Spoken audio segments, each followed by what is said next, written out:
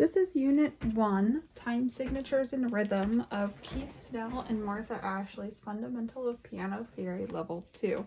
I'm a little bit upset because I made it about 15 minutes through this video with no interruptions, and then all of a sudden my dogs start barking and I got a phone call which naturally kicked off the video. So I am going to redo the video again, hopefully for only the second time. So there's a lot of things in here that are already marked in, but the beginning goes over your time signatures 2, 4, 3, 4, and 4, 4 with what gets 1 beat, 2 beats, 4 beats, and a half a beat, 3 beats, and a beat and a half. This is called an anacrusis, or a pickup beat, an upbeat, or an incomplete measure because it doesn't have 4 beats in the measure like the time signature is telling you that it needs to have.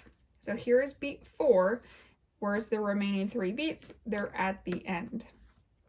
For section 1, they want you to write in the counts. Make sure you check your time signature. For section 2, they want you to draw in your bar lines and make sure that you also write in your counts just for extra fun and practice. And then for section 3, they want you to draw in your time signature, but also write in your counts too. If the dotted half notes were 3 beats, I write 1, 2, 3, and then I connect them underneath so you can see where all the beats are placed in the measure. If it is a rest, I put it in parentheses so that way you know it is quiet. Let's just go ahead and just tap out a few. I'll do the ones with the dotted quarter notes in it. Here's 2, 4, 2, and ready, tap. 1, 2, and 1, 2. 1, and 1, shh. And then let's do this one right here. 3, 4 times. 1, 2, 3, 1, 2. 3, and 1, 2. 3, and 1, and 3, 1, 2. You could practice clapping it, patting it, playing it on an instrument, whatever works best for you. The next section is 6/8 time. So 6 beats in every measure, and the 8th note gets the beat. You can have it sectioned so that way emphasis falls on beat 1 and beat 4. You can see that with the dotted quarter notes. So here's 1, 2, 3, 4, 5, 6. 1, 2, 3, 4, 5, 6. For this one, writing in the counts. So 1, 2, shh, 4, 5, shh. 1, 2, 3, 4, 5, 6. 1, 2, 3, 4, 5, 6. 1, 2, 3, shh, shh, shh. Adding in the bar lines. 1, ready, play. 1, 2, 3, shh, shh. 1, 2, 3, 4, 5, 6. Shh, shh, shh, shh, shh, shh. 1, 2, 3, 4, 5, 6. Here they said to write in the counts. I only did that for the right hand because I felt like the left hand was self-explanatory. And I'm just showing here that you're giving stronger emphasis on the first beat and the 4th beat. And 2/2 time, also called à la brève or cut time, the half note is receiving the beat. That is signified with the 2 on the bottom, and the 2 on the top means that there are only 2 beats in every measure. So 1 and 2 and 1, 2. 1 and 2 and 1, 2. 1, sh, 2, sh, 1, sh. 1 and 2, 1, 2. This one might be a little bit trickier to kind of get the hang of because you're so embedded with 4, 4 time the quarter note gets the beat. Well, here the half note is receiving the beat. So these might take a little bit more practice. 16th notes. This is me butchering my way of showing you that where the downbeat falls, or where every beat falls in the grouping and what that looks like, and where the and or the second half of the beat would fall. See, they just line right up.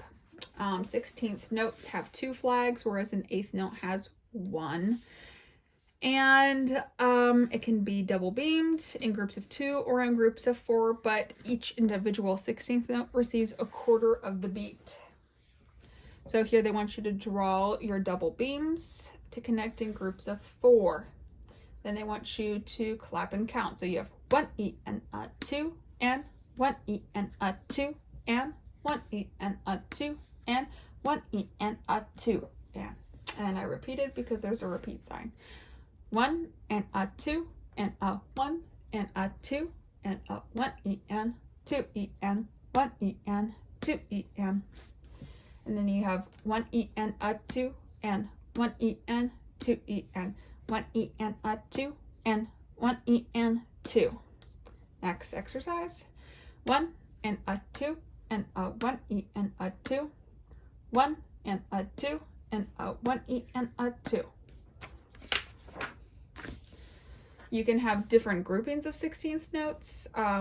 If you have a dotted 8th and a 16th note, the dotted 8th contains the first 3 16th notes, and the last 16th note lines up with the last 16th note. So you have 1, a 2, a 1, and a 2. 1 E, a 2, a 1 E, and 2. 1 E and a 2, a 3, and a 4. 1 E and a 2, a 3, and a 4. Just practicing saying them out loud is really probably going to be your best bet with getting the rhythms down. Some people say takatena or running, whatever works best for you. You could make up a 4-syllable word. You could say armadillo. I don't care. Do what works best for you.